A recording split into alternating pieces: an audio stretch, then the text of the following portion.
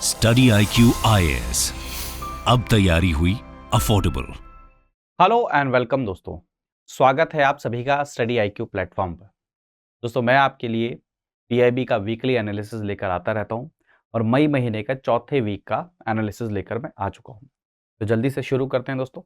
और दोस्तों एक बहुत ही खास बात आपके लिए दोस्तों, स्टडी IQ में लाइव कोर्सेज पहली बार शुरू हो रहे हैं, जिसके अंदर में दोस्तों फाउंडेशन बैच पूरा का पूरा यानी कि प्रीलिम्स प्लस मेंस दोनों के लिए जो GS का पूरी की पूरी तैयारी है वो कराई जाएगी मात्र 18,500 रुपए में। तो बहुत बड़ी एक गोल्डन अपॉर्चुनिटी है आपके लिए। अगर आप 1% भी सोच रहे हैं कि आपको तैयारी करनी है और कहीं से कोचिंग लेना है, तो ये बेस्ट अपॉर्चुनिटी है। आप PRT लाइव ये कोड यूज करें और 18,500 रुपए में इस कोर्स का आपको एक्सेस मिल जाएगा। इसके अंदर में दोस्तों 1-to-1 गाइडेंस, मेंटोरशिप, सारी चीजें आपको इसके अंदर में मिलेंगी। बहुत अच्छी अपॉर्चुनिटी है, आप इसको एनरोल कर सकते हैं। डे टू डे बिल्कुल आपको अपडेटेड शेड्यूल मिल जाएगा कि कब कब कौन कौन से सब्जेक्ट की क्लासेस होंगी। तो आपको बहुत ज़्यादा क्या मिलेगा, यहाँ से बेनिफिट मिलेगा दोस्तों। 20 जून से कोर्स शुरू होने वाला है, तो डिले मत करिए, बिल्कुल भी आप इस कोर्स को ज्वाइन कर सकते हैं। और दोस्तों आप अगर कोई भी डाउट है इंस्टाग्राम पर, ट्विटर पर कनेक्ट कर सकते हैं। इस सेशन का PDF आपको इस टेलीग्राम चैनल पर मिलेगा, प्रशांत तिवारी PDF। किसी महानुभाव ने मेरे नाम से एक और चैनल बना लिया, तो बच्चे कंफ्यूज होकर उस चैनल को ज्वाइन कर लेते हैं। उसको नहीं करना, जिसमें अराउंड 6,000 के आसपास में फॉलोवर हैं, उसी चैनल को ज्वाइन करिएगा। यूजर नेम ये है इसका, प्रशांत तिवारी 26। जब किसी टेलीग्राम चैनल पर जाओ तो यूजर नेम चेक कर लो कि ये यूजर नेम है या नहीं, और उसी चैनल को ज्वाइन करिए जो मेरा चैनल है। ठीक है, तो आगे बढ़े। तो आज की जो सबसे पहली जो न्यूज है PIB के अंदर में अगर देखा जाए, तो प्रधानमंत्री मोदी जी को बहुत खुशी हुई है। उन्होंने प्रसन्नता जाहिर करी है कि आशा वर्कर्स को क्या मिला है, WHO अवार्ड मिला है। WHO अवार्ड कौन सा, ग्लोबल हेल्थ लीडर वाला जो अवार्ड मिला है उनको, उस चीज के अंदर बहुत खुशी हुई है। तो आशा वर्कर दोस्तों 6 जो अवार्डी हैं उनमें से एक है। एक अवार्डी याद रखिएगा, जो पोलियो की वर्कर हैं, जो पोलियो वैक्सीनेशन की वर्कर हैं अफगानिस्तान की, उनको भी 6 अवार्डी के अंदर में है। आशा वर्कर और पोलियो से रिलेटेड जो अफगानिस्तान के वर्कर हैं उनको भी याद रखिएगा, दोनों के दोनों बहुत ज़्यादा इंपॉर्टेंट। ठीक है, तो आशा वर्कर्स की बहुत ज़्यादा तारीफ चल रही है काफ़ी समय से। ऑलरेडी मैंने हिंदू न्यूज़पेपर एनालिसिस के अंदर में बहुत कुछ डिस्कस किया, और वहाँ पर क्या क्या प्रॉब्लम्स हैं वो भी हमने डिस्कस करी। तो आशा वर्कर क्या, समझिए इस तरीके से कोशिश करिए दोस्तों कि इसकी शुरुआत जब हुई तो कैसे हुई। दरअसल दोस्तों हम जानते हैं कि हमारे देश के अंदर में बहुत मैक्सिमम एरिया ग्रामीण क्षेत्र है, रूरल इलाके हैं, और वहाँ पर एक बहुत बड़ी समस्या देखी गई कि जो महिलाओं से रिलेटेड जो मैटरनिटी जो बेनिफिट्स की बात हो गई, या फिर डिलीवरी का मैकेनिज्म हो गया, ये सारी चीज़ें जो हैं उसमें थोड़ा सा शंका रहती है, काफ़ी शंका रहती थी। हॉस्पिटल में लेकर नहीं जाया जाता था महिलाओं को डिलीवरी कराने के लिए। तो ये देखा गया कि क्यों ना वही कम्युनिटी से ही किसी ना किसी को वॉलंटियर या एक्टिविस्ट के रूप में क्या किया जाए, एनरोल किया जाए, हायर किया जाए, या फिर उनको थोड़े से कुछ इंसेंटिवाइज किया जाए, जिससे वो क्या करें, अपनी कम्युनिटी के अंदर में अवेयरनेस फैलाएं, इंफॉर्मेशन प्रोवाइड कराएं, गवर्नमेंट की स्कीम के बारे में लोगों को बताएं, और उनको मोटिवेट करें कि वो कैसे इंस्टीट्यूशनलाइज करें डिलीवरी को। आप दूसरा आप देख सकते हैं, आशा वर्कर्स के अगर आप जिक्र देखें तो आप 2 बूंद जिंदगी पोलियो वैक्सीनेशन ड्राइव के अंदर में सबसे लैंडमार्क चीज अगर कंट्रीब्यूशन कहीं रहा तो इनका रहा। अगर आप देखें कोविड के अंदर में भी घर घर तक दवाइयां पहुंचाना, घर घर तक जो इक्विपमेंट्स थे उनको पहुंचाना, ऑक्सीमीटर हो गया, आपका थर्मामीटर हो गया, दवाइयों के पैकेट्स हो गया, ये पहुंचाना हो गया, सर्वे करना होगा, इसमें बहुत इंपॉर्टेंट रोल रहा।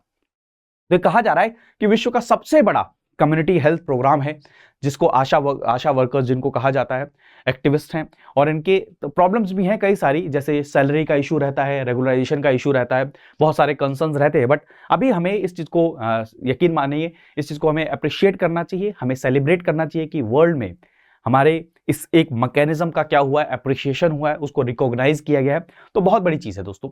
तो WHO ने दोस्तों ट्वीट करके मोर देन 1 मिलियन आशा वर्कर्स को क्या ये अवार्ड की घोषणा करी है, और ये कहा है कि ये बहुत बड़ी चीज है जो विश्व को इससे सीखनी चाहिए, इस कम्युनिटी हेल्थ प्रोग्राम के रिगार्डिंग सीखना चाहिए। ठीक है, और मोदी जी ने इसके पे बहुत ज्यादा क्या किया है, खुशी जाहिर करी है, कॉन्ग्रेचुलेशन किया है।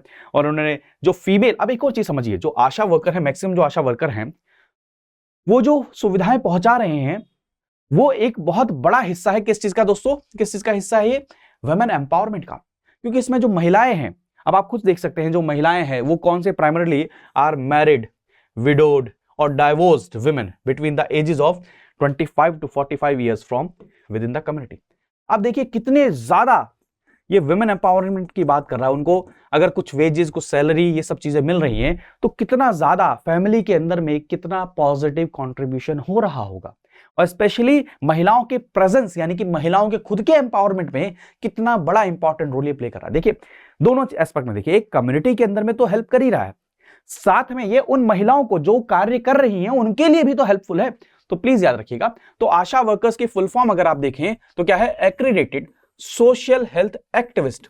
मैंने आपको ये वर्ड पहले ही बता दिया कि एक्टिविस्ट वर्ड इसीलिए यूज किया गया कि एक्टिविस्ट हैं यानी कि आप या वॉलंटियर हैं, आप क्या कर रहे हैं, लोगों को अवेयर कर रहे हैं अपनी कम्युनिटी के अंदर में, ठीक है। तो ऐसे volunteers from within the community who are trained to provide information and aid in accessing the various health care schemes of the government. ठीक है दोस्तों, मैंने आपको ऑलरेडी बता दिया सारी की सारी चीजें कि ये एक ब्रिज की तरह काम करते हैं। जो डिस्ट्रिक्ट हॉस्पिटल्स हैं, बड़े बड़े हॉस्पिटल्स हैं, आसपास के एरिया हॉस्पिटल हैं और गांव के अंदर में रहने वाले कम्युनिटी सेंटर्स, उनके भी ब्रिज का काम करते हैं। कैसे इंफॉर्मेशन को वहां तक पहुंचाया जाए, कैसे सुविधाओं के बारे में इंफॉर्मेशन पहुंचाई जाए, कैसे नए नए इनिशिएटिव्स के बारे में बताया जाए, सारी चीजें की जाती हैं। तो प्लीज याद रखिएगा, ये कब शुरू हुआ था, तो ये रोल जब शुरू हुआ था, ये आपका नेशनल रूरल हेल्थ मिशन के अंदर में शुरू हुआ था 2005 के अंदर में। लेकिन लेटर ये क्या हुआ था दोस्तों, अर्बन इलाकों में भी, यानी कि पैन इंडिया फिर ये क्या हो गया था, लागू हो गया था। पहले रूरल इलाकों के लिए लागू हुआ था। ठीक है दोस्तों, प्लीज याद रखिएगा, बहुत इंपॉर्टेंट है। तो ये एस्पेक्ट इंपॉर्टेंट है, अवार्ड इंपॉर्टेंट है, आशा वर्कर्स से रिलेटेड फैक्ट्स कुछ है जो वो भी आपके लिए क्या है, इंपॉर्टेंट है, और मेंस के लिए एनालिटिकल पर्सपेक्टिव तो इंपॉर्टेंट है ही। चलिए आगे बढ़े, अगला देखते हैं दोस्तों, फॉरेन इन्वेस्टमेंट फैसिलिटेशन पोर्टल। विदेश से अगर कोई भारत के अंदर में इन्वेस्ट करना चाहता है तो उसको इस पोर्टल पर एप्लीकेशन देनी होगी कि भाई साहब मैं इस सेक्टर के अंदर में क्या करना चाहता हूं, इन्वेस्ट करना चाहता हूं। अब दोस्तों अगर ये चीज न्यूज में है तो इसके बारे में कुछ डिटेल्स आपको पता होनी चाहिए। तो इस पोर्टल के दोस्तों 5 साल कंप्लीट हो गए। तो ये स्टैब्लिश किया गया था दोस्तों, the foreign investment facilitation portal जो स्टैब्लिश किया था, एक पहले से जो बोर्ड था उसको एबॉलिश करने के बाद में, फॉरेन इन्वेस्टमेंट प्रमोशन बोर्ड था उसको एबॉलिश किया गया 5 साल पहले, और उसके बाद में ये पोर्टल बनाया गया। इस पोर्टल के अंदर में मान के चलिए किसी को एफडीआई, फॉरेन डायरेक्ट इन्वेस्टमेंट करना है, उसका प्रपोजल रखना है, तो क्या करना पड़ेगा, यहां पर फाइल करना पड़ेगा इस पोर्टल के अंदर में। फिर जब फाइल कर दिया, फिर उसके बाद में क्या होगा, अलग अलग डिपार्टमेंट्स, अलग अलग मंत्रालय के पास में फाइल भेजी जाएगी कि आप इस पे देखिए आपको कोई ऑब्जेक्शन तो नहीं है। लेकिन ये पोर्टल किसके द्वारा मैनेज किया जाता है, प्लीज याद रखिएगा, किसके द्वारा, ministry of commerce and industry के द्वारा। कहीं आप कंफ्यूज है, ministry of finance, ministry of External affairs, ministry of Home affairs, क्योंकि सिक्योरिटी वाला भी इशू है, एफडीआई वाला। लेकिन याद रखिएगा ये पोर्टल किसके द्वारा मैनेज किया जाता है, डीपीआईआईटी एक डिपार्टमेंट है किसके अंदर है, ministry of commerce and industry के द्वारा। अब इस पोर्टल के ऊपर में जो जो फाइल्स फाइल की गई हैं, प्रपोजल डाले गए हैं, उनको फिर अलग अलग डिपार्टमेंट के अंदर में भेज दिया जाता है। Proposal also send to Ministry of External Affairs, Reserve Bank of India, Ministry of Home Affairs को भी भेजा जाता है, और कंसर्न मिनिस्ट्री को भी भेज दिया जाता है कि भाई आपको कोई ऑब्जेक्शन तो नहीं है, यहां पर ये इन्वेस्टमेंट करना चाह रहे हैं, इस सेक्टर के अंदर में इतना अमाउंट ऑफ इन्वेस्टमेंट करना चाह रहे हैं, तो कोई ऑब्जेक्शन तो नहीं। सारी की सारी चीजें की जाती हैं, रेगुलर ट्रेनिंग होती है, सारी चीजें। तो आपको यहाँ पे कंटेक्स्ट क्या आना है, एक तो ये याद रखना है कि क्या है ये, रिसेंटली सीनी न्यूज, ऐसा करके पूछ लेंगे, कौन से मिनिस्ट्री के अंदर में काम करता है, ये सारी की सारी चीजें आपको याद रहनी चाहिए। ठीक है, अगला जो है दोस्तों, digital India Bhashini, India's artificial intelligence language translation platform. आप सभी को पता है भारत भाषाओं की विभिन्नता का देश है, इतनी विभिन्नता है कि आप समझ भी नहीं सकते। कहते हैं ना कि कुछ दूर चलो, जैसे ही आपके क्या होता है, पानी और बोली दोनों बदल जाता है, हर कोस में पानी और बोली बदलती है। तो ये सारी की सारी चीजें, तो Ministry of state for electronics and information technology, ठीक है, उन्होंने ब्रेनस्टॉर्मिंग शुरू करी। मतलब इसके आप सिर्फ ये याद रख लें कि भाषिनी का मतलब क्या है। भाषिनी एक आर्टिफिशियल इंटेलिजेंस बेस्ड एक प्लेटफॉर्म है जो लैंग्वेज ट्रांसलेशन का काम करता है, या फिर लैंग्वेज ट्रांसलेशन से रिलेटेड सुविधाएं प्रोवाइड कराता है। The Bhashini platform will make artificial intelligence and natural language processing resources available to startups and individuals innovators in the public domain. अब नए नए स्टार्टअप आ रहे हैं, अब नए नए स्टार्टअप को हो सकता है कि लैंग्वेज ट्रांसलेटर की जरूरत हो, ऐसे मैकेनिज्म की, ऐसे मॉड्यूल की, ऐसे स्टैक की जरूरत हो। अब दोस्तों एक और चीज है, तो ऐसा तो नहीं है कि दोबारा से इन्वेस्ट करेंगे, दोबारा से लगाएंगे, तो ऑलरेडी जो अवेलेबल है चीज उसी को ही वो क्या करेंगे, उसको टेक कर लेंगे और उसी को क्या करेंगे डिजिटल इंडिया के अंदर में उसका पेनिट्रेशन कैसे इंक्रीज किया, क्योंकि देखिए नए नए जो स्टार्टअप है अगर मान के चलिए रीजनल लैंग्वेजेस के अंदर में उनके कंटेंट, उनका डाटा, उनकी सुविधाएं अगर अवेलेबल होंगी तो ये क्या हो गया, भारत के ही लाभदायक रहेगा। तो ये mission will create and nurture an ecosystem involving centre state government agencies and startup working together to develop and deploy innovative products and services in Indian languages। यही मैंने आपको बताया, Indian languages। Mission Digital India Bhashini also aims to increase the content in Indian languages। ठीक है दोस्तों, तो यही चीज मैं आपके साथ यहां पर शेयर कर रहा था कि भाषिनी क्या है, ट्रांसलेशन। ये याद रखिएगा, ये वर्ड याद रखिएगा, भाषिनी इंडियन लैंग्वेज के अंदर में ट्रांसलेशन। तो कंटेंट हो गया, सर्विसेज हो गई, प्रोडक्ट्स हो गया, कैसे इंडियन लैंग्वेजेस में ये चीजें अवेलेबल हो, वो सारी की सारी चीज इसके अंदर में किया जा रहा है। ठीक है दोस्तों, अगला देखें, परम पोरुल एक सुपर कंप्यूटर है, बस इतना याद रखिए।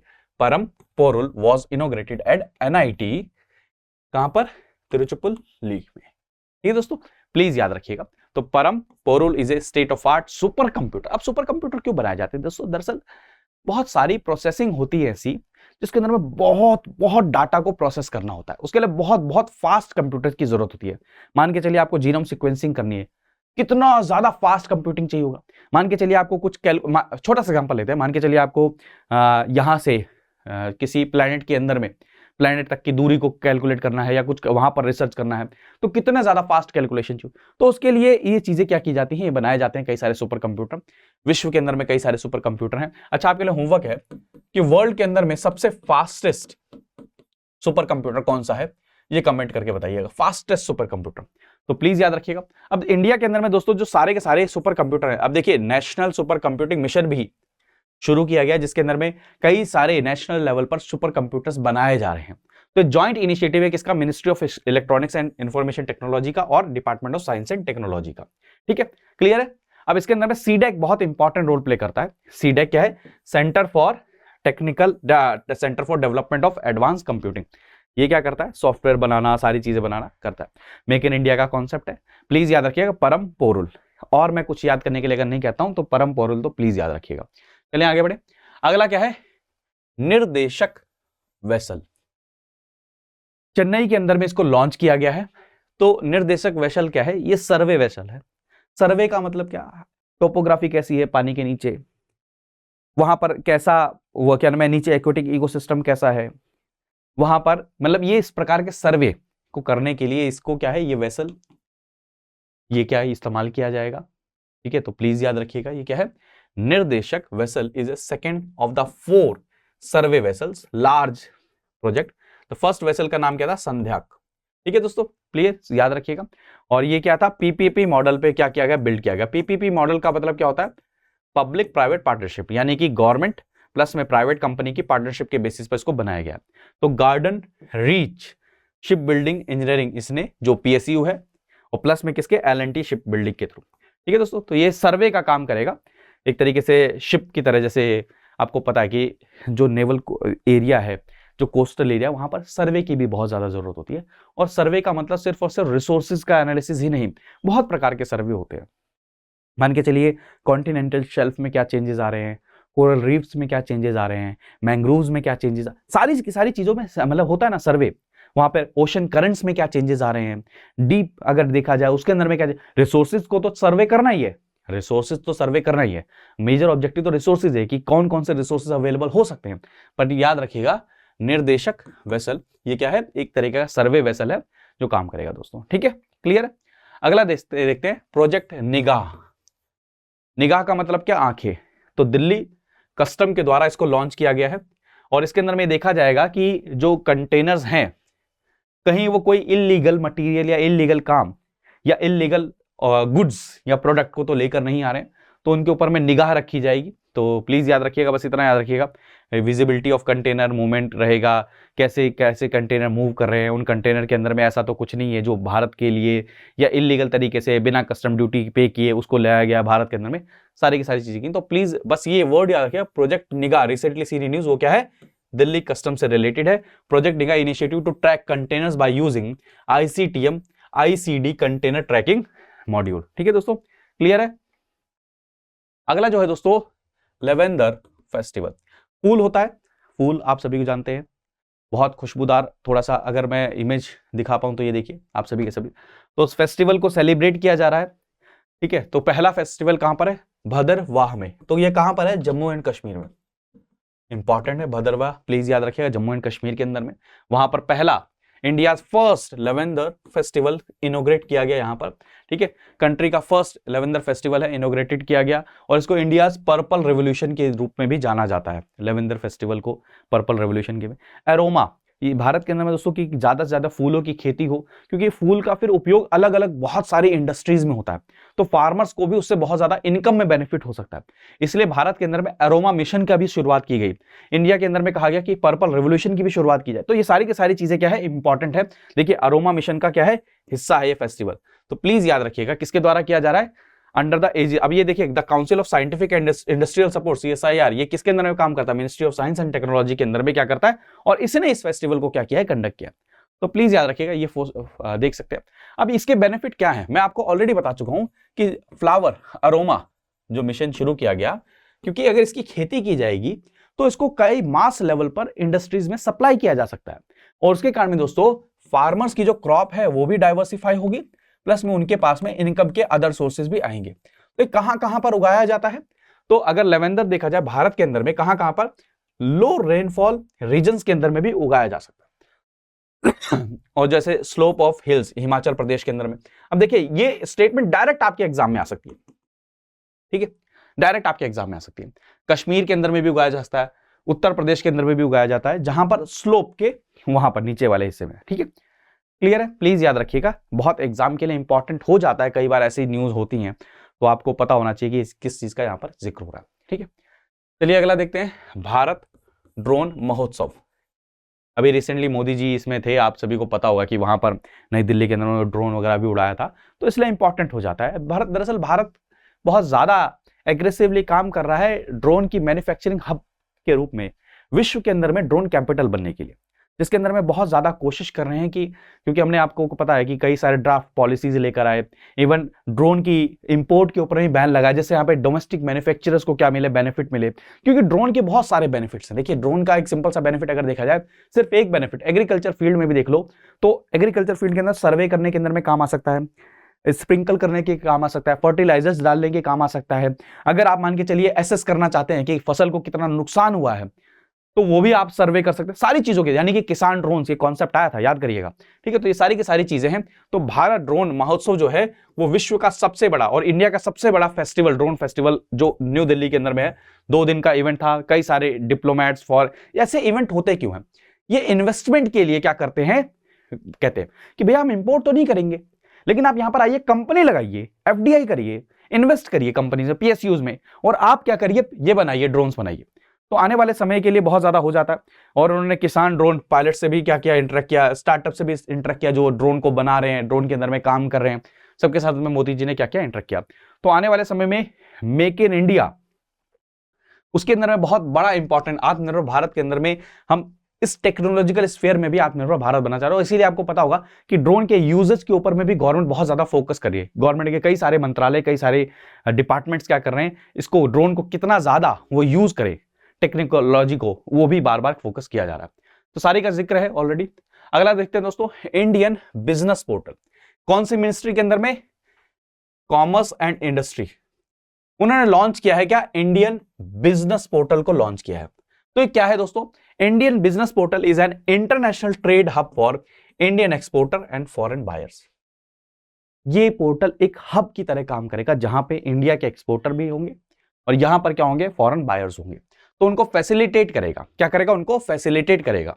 ठीक है, ये डेवलप किसके द्वारा किया गया, Federation of Indian Export Organisation, और किसके साथ में, ग्लोबल लिंकर के थ्रू। तो ये क्या है, FIEO, जिसका हमने बात किया, Federation of Indian Export Organisation. अब देखिए इस साल ऑलरेडी कोल ऑर्गेनाइजेशन से रिलेटेड क्वेश्चन आ चुका है कि नहीं आ चुका है, तो हो सकता है कभी आगे आ जाके आपके क्या आ जाए, Federation of Indian Export Organisation से क्वेश्चन आ जाए, तो ये भी पता होना चाहिए। ये क्या है, एपेक्स ट्रेड प्रमोशन ऑर्गेनाइजेशन है, कहां पर, इंडिया के अंदर में, जो सेटअप किया है किसके द्वारा, ministry of commerce and private trade 1965। Please याद रखिएगा। ठीक है, ठीक है, प्लीज याद रखिएगा। It is a business to business model, यानी कि आप क्या कर रहे हो, बायर को और एक्सपोर्टर को, दोनों को क्या कर रहे हो, कनेक्ट कर रहे हो। ठीक है, क्लियर है।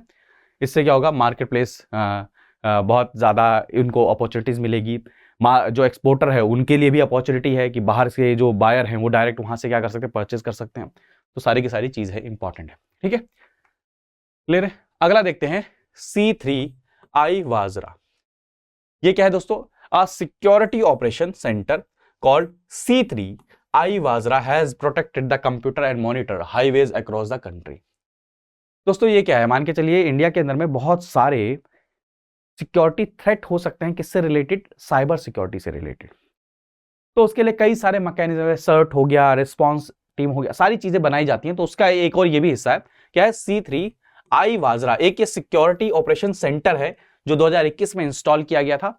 सिक्योरिटी ऑपरेशन सेंटर क्या होता है? ये फैसिलिटी किस में काम करता है? एन इंफॉर्मेशन सिक्योरिटी टीम होती है जो रिस्पॉन्सिबल होती है मॉनिटर करने के लिए, एनालाइज करने के लिए ऑर्गेनाइजेशन सिक्योरिटी स्टेटस, कि भैया जो सिस्टम है वो सिक्योर है या नहीं, ये चीजों को करने के लिए होता है। ठीक है, SOC is the first of the India and was fully open source components. ठीक है, तो प्लीज याद रखिएगा, बस इसके बारे में नाम याद रखिएगा कि क्या है, कैसे है, लॉग एनालिसिस किया जाता है, रिटेंशन, बेटर रिपोर्टिंग, सारी चीज़ इसके अंदर में, डाटा कहाँ से कहाँ जा रहा है, नेटवर्क का क्या है, कैसे है, सारी की सारी चीज़ों को इसमें क्या क्या है डिस्कस किया। बस इसका ये याद रखिएगा कि इससे रिलेटेड साइबर सिक्योरिटी से रिलेटेड है बस। ठीक है, अगला याद देखिए, रेलवे प्रोटेक्शन फोर्स। तो और कुछ नहीं, रेलवे प्रोटेक्शन फोर्स से रिलेटेड आपको पता है अभी अवार्ड दिए गए हैं, तो उसके अंदर में क्या है, कभी कभार पूछ लेते हैं कि किस मंत्रालय के अंदर में फोर्स काम करती है। तो प्लीज याद रखिएगा कि रेलवे प्रोटेक्शन फोर्स एक सिक्योरिटी फोर्स है जो किसके अंदर है? मिनिस्ट्री ऑफ रेलवेज के अंदर में काम करती है, ये याद रखिएगा। मिनिस्ट्री ऑफ होम अफेयर्स के अंदर में नहीं, कहीं आपको कंफ्यूज कर दें। अब फोर्स है तो कहीं आपको ये ना कह दे कि आपको क्या है, डिफेंस मिनिस्ट्री के अंदर में काम करती है, तो आप कह दें कि हाँ सही है, नहीं, ये क्या है दोस्तों? मिनिस्ट्री ऑफ रेलवे के अंदर में काम करती है। 1957 में इसको स्टैब्लिश किया गया था। ठीक है दोस्तों, क्लियर है। किसी को भी सर्च करने का, अरेस्ट करने का, इन्वेस्टिगेट करने का, प्रोसिक्यूट करने का क्या है, इनके पास में अथॉरिटी है, रेलवे प्रॉपर्टी से रिलेटेड अगर कोई भी क्राइम होता है तो। ठीक है, क्लियर है। तो प्लीज याद रखिएगा, एग्जाम में कभी कभार पूछ लेते हैं। अगला जो है दोस्तों, PM page tribute to Veer Savarkar ji. देखिए, राजनीति और पॉलिटिक्स वगैरह की बातें नहीं, बट जो चीजें इंपॉर्टेंट हैं वो आपको पढ़नी चाहिए। कहीं आप कहें कि ये चीज इंपॉर्टेंट नहीं है, बिल्कुल इंपॉर्टेंट है। और जो फ्रीडम स्ट्रगल में सावरकर जी का जो कंट्रीब्यूशन है उसको कोई नकार नहीं सकता है। तो प्लीज इस चीज को भी जरूर पढ़िएगा। तो प्राइम मिनिस्टर नरेंद्र मोदी जी ने अभी वीर सावरकर जी को क्या किया है? ट्रिब्यूट पे किया है। 28 मई 1883 में उनका क्या हुआ था? जन्म हुआ था, नासिक महाराष्ट्र के अंदर में। प्लीज इस फैक्ट को याद रखिएगा। और उनको निक नेम जो बाद में मिला था, उनकी ब्रेवरी के लिए वीर मिला था। क्या मिला था? वीर मिला था। ठीक है, और वीर सावरकर जी क्या थे? कई सारे स्वतंत्रता सेनानी में से एक थे, और जो उन्होंने काम किया, बहुत सारे काम किए। और उन्होंने क्या नाम है, कई सारे, जैसे आप अपने भाई के साथ मिलकर उन्होंने क्या किया था, वीर सावरकर जी ने कई सारे ऑर्गेनाइजेशन बनाए थे, जैसे मित्र मेला हो गया, अभिनव भारत सोसाइटी होगी। तो याद रखिएगा, इन्होंने सबसे बड़ा क्या, जैसे चाइल्डहुड डेज से ही और कई सारे सीक्रेट इंस्टीट्यूशंस बनाए थे जो छुप छुप के मिलते थे और काम करते थे। तो एक उसमें से था, क्या था? अभिनव भारत सोसाइटी। अब देखिए, यहाँ से फैक्ट पूछ लेंगे कई बार, आपको पता नहीं तो क्या उनके भाई का नाम क्या था? गणेश सावरकर जी था। ठीक है, प्लीज याद रखिएगा। तो अभिनव भारत सोसाइटी 1904 में बना था। ठीक है, किसके साथ? अपने भाई के साथ में मिलकर बनाया था। उन्होंने स्टूडेंट इंस्टीट्यूशन बनाया था, जैसे फ्री इंडिया सोसाइटी, और जिसको क्या किया था? इंडिया हाउस के साथ में एसोसिएट किया था। सारी की सारी चीजें, मतलब उन्होंने सोसाइटी बनाई थी, फ्री इंडिया सोसाइटी। ही established students institution like free India society. और खुद भी किससे कनेक्टेड थे? वो इंडिया हाउस सोसाइटी के साथ में खुद भी कनेक्टेड थे। ठीक है, और अपने, अब मान के चलिए मित्र मेला, जो मैंने आपको ऑलरेडी अभी एग्जांपल दिया कि उन्होंने यंग लोगों के लिए ये मित्र मेला नाम की एक ऑर्गेनाइजेशन बनाई थी। ठीक है, तो रिवोल्यूशनरी एक्टिविटीज के लिए। ठीक है, सारी की सारी चीजें हैं। फिर आपको पता है कि जब उनको जेल भेज दिया गया, पोर्ट ब्लेयर में काला पानी की सजा दे दी गई। तो ये काफी ज्यादा न्यूज में बना रहता है। बाकी हम पॉलिटिकल उन सब चीजों में नहीं जाएंगे, बट मुझे कभी कभार दुख होता है कि पॉलिटिक्स के लिए, चाहे पक्ष हो चाहे विपक्ष हो, कितना ज्यादा हद तक हम कहाँ तक चले जाते हैं कि जो मेजर जो कंट्रीब्यूशन हम कई बार उसको भी नकार देते हैं। तो ये सारी की सारी चीजें हैं। जैसे अगर देखिए, अनटचेबिलिटी के अगेंस्ट भी बहुत ज्यादा काम किया। पतित पावन टेम्पल उन्होंने क्रिएट किया, कहां पर? रत्नागिरी डिस्ट्रिक्ट के अंदर में, जहां पर हर हिंदू को क्या है, उसके अंदर में आने की क्या है मिले, क्या नाम है, परमिशन मिले, कोई कास्टिज्म ना हो, सारी चीजों, अनटचेबिलिटी को कैसे खत्म किया जाए, उसके लिए भी उन्होंने काम किया। बहुत सारी चीजें हैं। ठीक है, प्लीज याद रखिएगा। ठीक है, अगला देखते हैं, PM cares for children. Already इसके ऊपर भी हिंदू न्यूज़पेपर में मैंने आर्टिकल आपके साथ डिस्कस किया है। दरअसल दोस्तों, आप सभी को पता है कि कोविड के समय पर काफी सारे बच्चे क्या हुए? अनाथ हो गए। उनके पेरेंट्स का स्वर्गवास हो गया, तो उनको उनका पालन पोषण कैसे होगा, वो बड़े होंगे तो उनके लिए क्या क्या सुविधाएं रहेंगी, कैसे रहेगा, तो उसके लिए ये स्कीम शुरू की गई थी। और PM cares for children scheme शुरू की गई। इसके अंदर में जिन जिन बच्चों ने कोविड के अंदर में अपने पेरेंट्स को खो दिया है, गार्जियन को खो दिया है, लीगल जो उनके गार्जियन है उनको खो दिया है, तो उनको एक कॉम्प्रिहेंसिव प्रोटेक्शन प्रोवाइड की जाएगी। कब से दोस्तों, आपको 23 साल की उम्र तक उनको ये प्रोवाइड किया जाएगा। 23 साल की उम्र तक ये प्रोवाइड किया जाएगा। और इवन दोस्तों ऑलमोस्ट मान के चलिए लमसम अगर अमाउंट देखा जाए तो 10 लाख रुपए यही है। 23 साल की उम्र में उनको क्या दिया जाएगा, हेल्थ इंश्योरेंस दिया जाएगा, स्कॉलरशिप प्रोवाइड की जाएगी। 18 साल से देखा जाए तो उसके बाद में स्कॉलरशिप प्रोवाइड की जाएगी। उसके स्पेशली देखा जाए उनको स्कूल के अंदर में फ्री में पढ़ाया जाएगा, चाहे वो बुक्स हों, चाहे वो ड्रेसेस हों, यूनिफॉर्म हो, सब कुछ उनको फ्री में दिया जाएगा।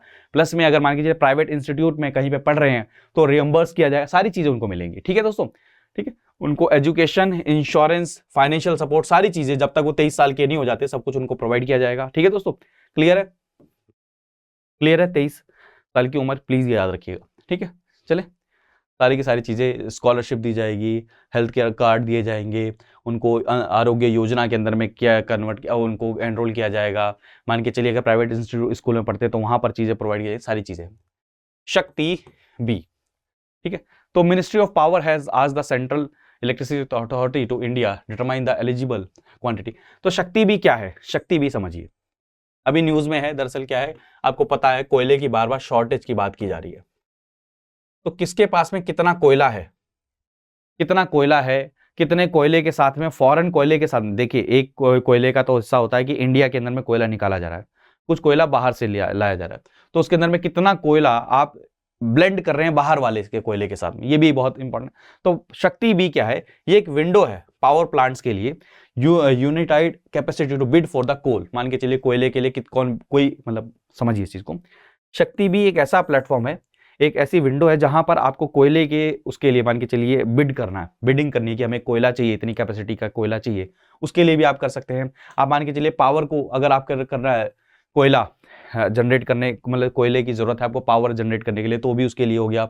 या फिर आपको बेचना है मान के चलिए मार्केट के अंदर में, तो भी उसके लिए। तो यहाँ पर आपको शक्ति बी के अंदर में क्या कर सकते हैं, सारी चीजें आपको मिलेंगी दोस्तों। ठीक है दोस्तों, window for power plants having unitized capacity to bid for the coal. Power plants के लिए क्या है, जो पावर प्लांट्स होते हैं ना जहां पर इलेक्ट्रिसिटी का प्रोडक्शन होता है, तो कोयला उनको चाहिए होता है, उसके लिए बिडिंग करना, या फिर मान के चलिए उनको जो पावर जनरेशन करना है उस कोयले के थ्रू, और प्लस में उसको बेचना है, उन सब चीजों के लिए क्या है, यही पोर्टल क्या करेगा, काम करेगा। ठीक है, क्लियर है। Deep discovery efficient electricity price, e bidding mechanism है। इन शॉर्ट अगर समझ लें तो शक्ति भी क्या है, एक ऐसा प्लेटफॉर्म है, क्योंकि पावर जो प्लांट्स होते हैं उनको कोयले की जरूरत होती है, तो कोयले की क्या करनी है, उनको ई बिडिंग करनी है बस। तो शक्ति बी पोर्टल इसलिए काम आता है। चलें आगे बढ़ें, अगला देखते हैं नेशनल एआई पोर्टल। ठीक है, india.ai.gov.in celebrates it's second anniversary. तो एआई पोर्टल का मतलब क्या दोस्तों, 2 साल हो गए इसको बने हुए। ठीक है, तो एआई पोर्टल क्या आप सभी को पता है, आर्टिफिशियल इंटेलिजेंस से रिलेटेड क्या करना है, स्टार्टअप्स को हो गया, कंपनीज को हो गया, सभी को अवेयर करना है, ज़्यादा से ज़्यादा चीज़ों को एनहांस करना है, वही सारा का सारा काम होगा दोस्तों इसके अंदर में। तो नेशनल एआई पोर्टल क्या है, जॉइंट इनिशिएटिव किसके द्वारा, ministry of electronics and IT मिति के द्वारा and national e governance division के द्वारा। पोर्टल का एम क्या है, promote unified artificial intelligence ecosystem को बनाना है भारत के अंदर में। ठीक है, आर्टिफिशियल इंटेलिजेंस से रिलेटेड क्या है, रोबस्ट वर्कफोर्स को पहले से ही तैयार करके रखना है, हमें पहले से ही रेडी करके रखना है, ये सारी की सारी चीजें इसके अंदर में क्या करी जाएंगी, काम किया जाता है। तो बस इसको वेबसाइट को याद रखिए, कौन कौन से मंत्रालय के द्वारा है, drive excellence and leadership in knowledge creation to develop artificial, ये सारी की सारी चीज भारत के अंदर में सारा का सारा काम यहाँ पर किया जाएगा। ठीक है दोस्तों, अगला क्या है, अस्त्र MK1। तो एक कॉन्ट्रैक्ट साइन किया है भारत डायनामिक्स लिमिटेड के साथ कि अस्त्र MK1 मिसाइल को सप्लाई किया जाएगा। ठीक है, इंडियन नेवी और इंडियन एयरफोर्स को। तो प्लीज याद रखिएगा ये क्या है, इसके बारे में कुछ फैक्ट याद रखिए। अस्त्र MK1 क्या है, ये बियॉन्ड विजुअल रेंज मिसाइल है, एयर टू एयर मिसाइल है। अभी हमने अग्नि का परसों जिक्र किया था, तो उसके अंदर में क्या है, वो सरफेस टू सरफेस, जो हम जिस अग्नि की हम बात कर रहे थे, तो सरफेस टू सरफेस का, ये एयर टू एयर है। और इसको develop indigenously develop design and develop किया है किसके द्वारा, DRDO के द्वारा किया गया है। तो प्लीज याद रखिएगा एयर टू एयर। और एक और चीज समझिए यहां से कि धीरे धीरे इंडिया बहुत ज्यादा एडवांसमेंट कर रहा है किस चीज के अंदर में, जो आपका आर्म सेक्शन है उसके अंदर में बहुत ज्यादा क्या कर रहा है, भारत धीरे धीरे एडवांसमेंट कर रहा है। तो उसके अंदर कोशिश की जा रही है कि जितने भी मिसाइल सिस्टम हैं या मान के चलिए कोई भी टैंक है या बहुत सारी चीज़ें हैं, उसको हम कैसे रिप्लेस करें इंडिया से रिलेटेड। इंडिया के अंदर में मेक इन इंडिया, आत्मनिर्भर भारत के अंदर में, प्लीज़ याद रखिएगा, और ज़्यादा कुछ करने की ज़रूरत नहीं है। कोर्स अवेलेबल है, अभी भी कह रहा हूँ, आपके पास में 18,500 में कोर्स अवेलेबल है, आप इसको ज्वाइन कर सकते हैं। PRT लाइव ये कोर्स है, ठीक है, 20 जून से शुरू हो जाएगा। लाइव कोर्स है, बहुत अच्छा कोर्स है, आप इसके अंदर में एनरोल कर सकते हैं। इंस्टाग्राम पर ज्वाइन कर सकते हैं, ट्विटर पर ज्वाइन कर सकते हैं, टेलीग्राम पर ज्वाइन कर सकते हैं। थैंक यू सो मच दोस्तों, अपना ध्यान रखिए, मुस्कुराते रहिए, मिलते हैं अगले सेशन में। बाय बाय, टेक केयर दोस्तों, जय हिंद।